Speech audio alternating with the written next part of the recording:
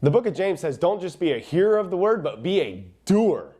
And I know we're in the final week of the year and there's a lot of family time, but I want to encourage you to do your mind, body, spirit habits here.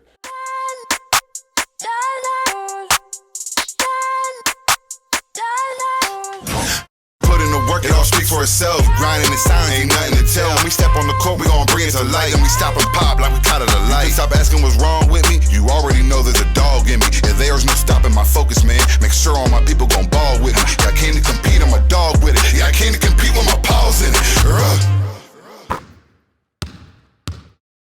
Hey, what's up, guys? It's your boy JD, Jordan Delks, the host of the Compete Mentality podcast. I want to welcome you back to another episode of Wisdom Wednesday. And it's the final Wisdom Wednesday of the entire year. It's been such a pleasure to spend 2023 with you.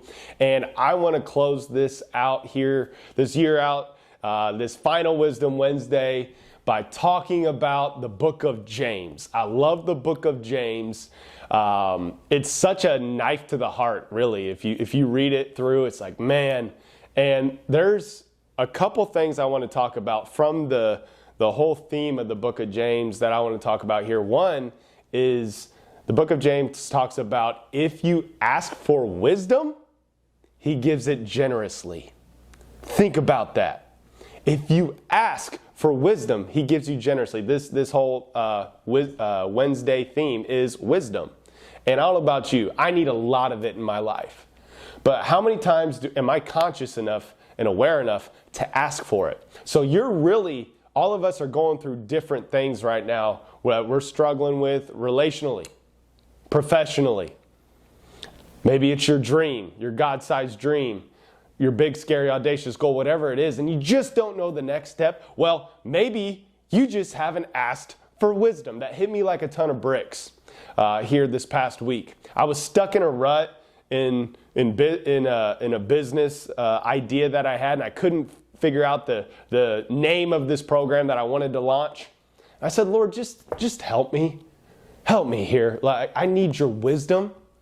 And literally, the next client I met with, we're going through a couple things, and the theme came up in and through our conversation right there. But I asked for it.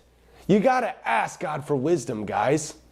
All right? Then number two, as we're talking about the book of James, is just do it.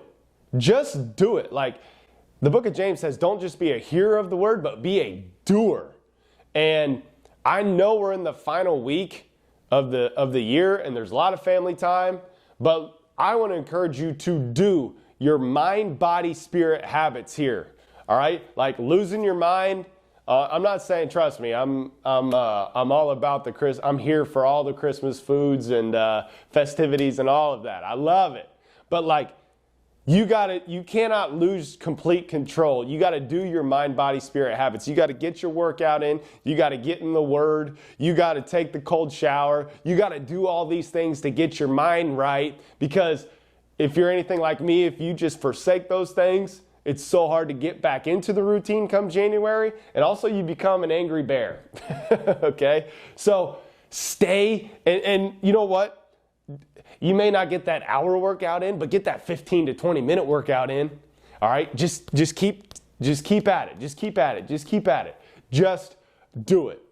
So I know that we're all going our separate ways here during this holiday season, but like, I just wanted to keep it on the forefront of your mind when it comes to bookending your days. Remember, we talked about in Wisdom Wednesday, 3, 2, 1, 1, 2, 3. 3 hours before bed, have your last meal. That's a big one here in the holidays. 3 hours before bed, have your last meal. 2 hours before bed, put the phone on Do Not Disturb. That's a big one. Be present with your family, especially it's in the holidays. Then 1 hour before bed, do something positive for your spirit. Read the Bible, journal, have a positive conversation with a family or loved one. All right? Then 1, 2, 3, start your day. First hour, do something positive for your spirit. Read the Bible, journal, have a positive podcast, pumping life into your spirit. Hour number 2, get your workout in, move in a way you enjoy. Okay? And you got to move in a way you enjoy. If you do like, I was talking with a client the other day, and they're like, man, I just did this workout. They had me do burpees and all this stuff, and I haven't worked out since then. I'm like, well, yeah, because you did like the hardest thing. You feel horrible. Your neck, you can't even move your neck. All right, so like, move in a way you enjoy, move in a way that feels good to you. And if you keep at that, even if it's 15 to 20 minutes, doesn't have to be an hour, 2 hours, but if you keep at it, you pop into it, you're going to be consistent every day. And that's the name of the game, being consistent. Then the third hour of the day, eat the frog. Do the one thing you got to do on your to-do list first, after you've invigorated your spirit, you've invigorated your mindset and your body in a workout. That's the time to do the number one thing you got to do. So just do it. Book in your days. Keep at it during this holiday season. I'm here for you. I can't wait to see you guys in 2024. We got a lot of amazing things coming here in 2024 from the Compete Mentality Podcast, from Compete Training Academy, from Dream Season Mindset programs. Check out our website. Be looking at our socials. They're all coming to you here very soon. And also, we're going to be seeing a lot of my better half, Jordan Delks, who's going to be on this podcast a lot more, and we have a whole year planned out of the themes we're going to do.